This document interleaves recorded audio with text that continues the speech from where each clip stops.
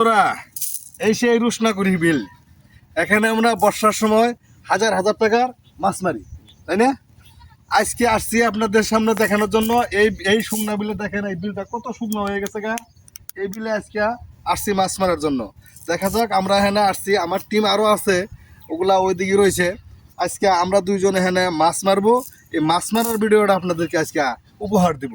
দেখা যাক কীরকম ভিডিওটা হয়। এটা যদি ভালো লাগে এই ভিডিওটা, আপনারা লাইক কমেন্ট শেয়ার দিয়ে পাশে থাকবেন। দেখেন আমরা দুজনে আজকে মাছ মারা শুরু করি কেমনে।